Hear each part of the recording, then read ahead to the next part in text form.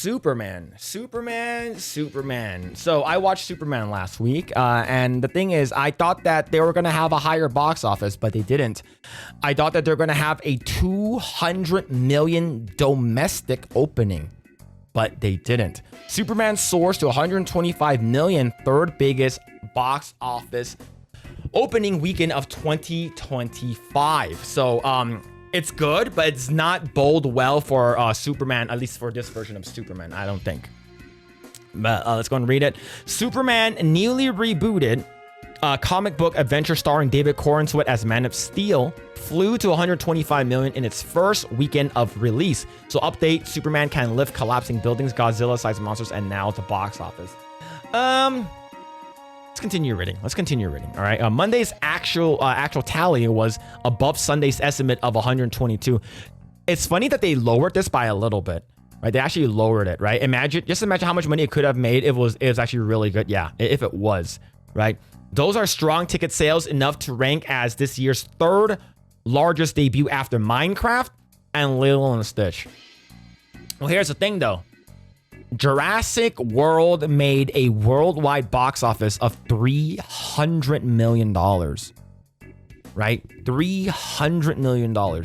And according to what I heard, this movie cost about like what, 200 something million dollars to make, excluding marketing and the theater box office costs, right? Like, so basically, if you guys didn't know, it's about 45 to 50% of the ticket sales goes to the movie theaters, and they marketed the hell out of this movie. And if you guys didn't know, this movie had like a 5-day weekend, because if you were an Amazon Prime, if you have Prime member and stuff like that, you can go ahead and verify that on Fandango, and you can watch that movie early on Tuesdays. So you can watch on Tuesday. That means that you can watch Tuesday, Wednesday, Thursday, Friday, Saturday, and Sunday. If you think about it, overall, I think it was early screening for several things. But let's give it a benefit of the doubt. That's 5 days. This is a 5-day movie, all right, and you made only $125 million. And of course, we do hear that James Gunn is already defending it, by basically shooting things down. It's like, if it doesn't make.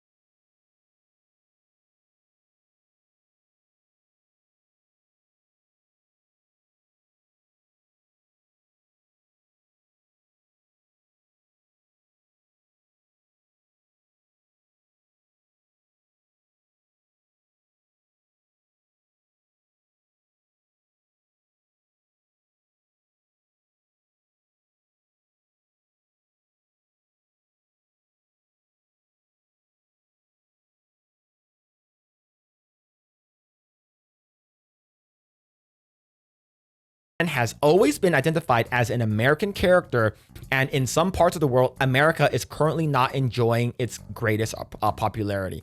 That is fucking retarded. That is stupid. All right.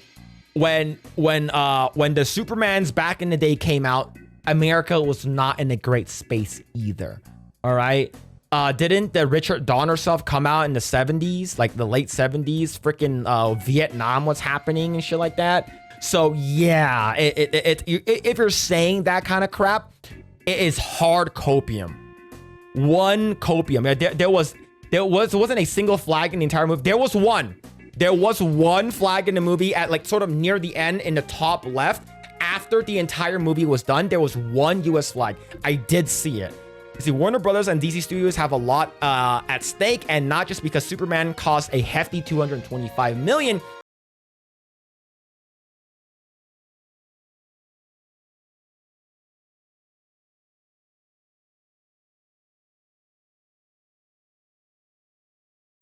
That means that, yeah, you need to get half of that to the theaters. You're not factoring that in. So let's say 225. So that means 325, and let's add in 100 and maybe $75 million. Yeah, so about roughly $500 million to overall, including box office that you need to get back to the theaters. The superhero film is the first entry in its relaunched DCU and has the colossal responsibility of igniting a new interconnected comic book universe for the studio. So Supergirl featuring, basically Supergirl is coming up next, and we have Clayface that's arriving next year.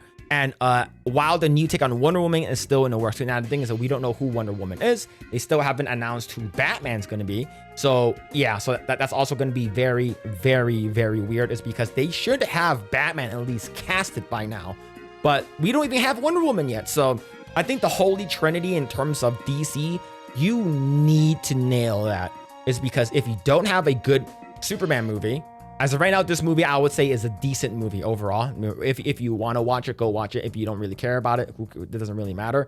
But I would say if Wonder Woman sucks and Batman sucks, you're basically done, right? Because if you think about it, Batman is probably the second most popular superhero in the world, right? Only, of course, number one is Spider-Man, but like Batman is way more popular than Superman.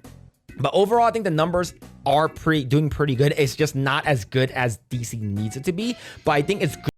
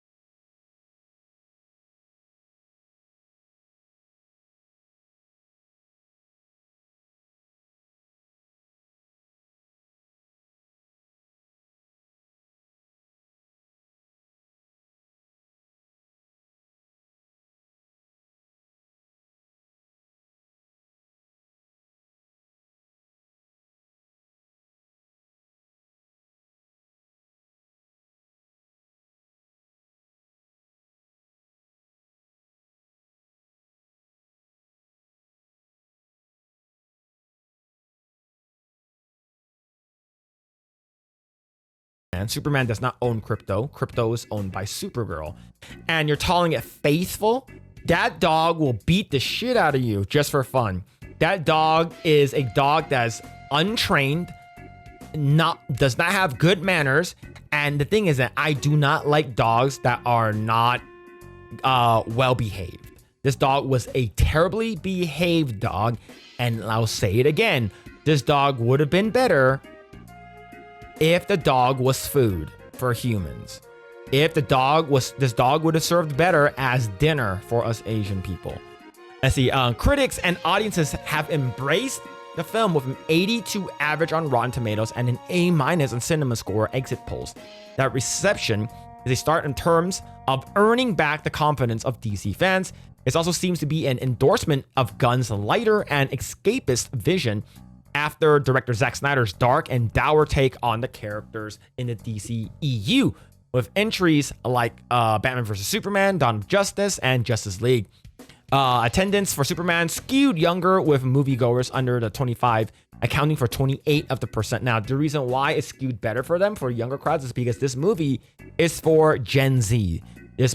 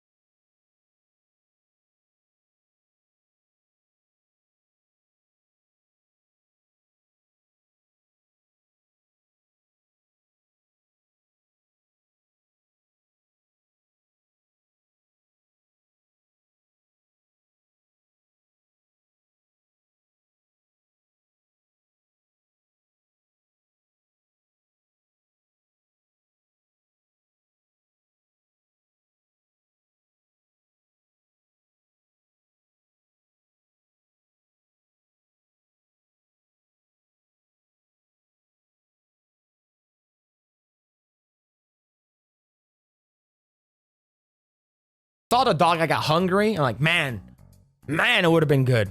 Man, see, Gunn chose not to rely on big star storytelling, and filmmaking are doing the work here. This is the original comic book hero story, but about a flawed and reluctant everyman who uses his special powers to fight evil. That arc is reliable and relatable.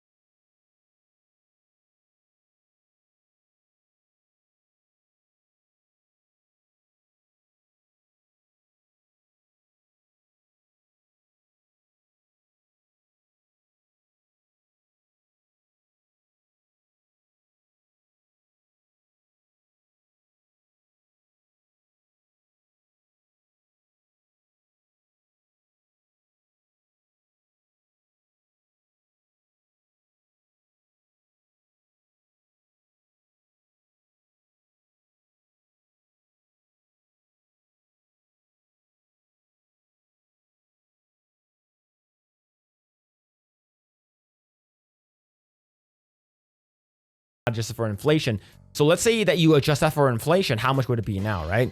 That means that if it's adjusted for inflation, this movie completely destroys the Superman of this year. Like it completely dominates. Ryan and Jeremy were talking about how Ant-Man had made more money than Superman. That's so bad.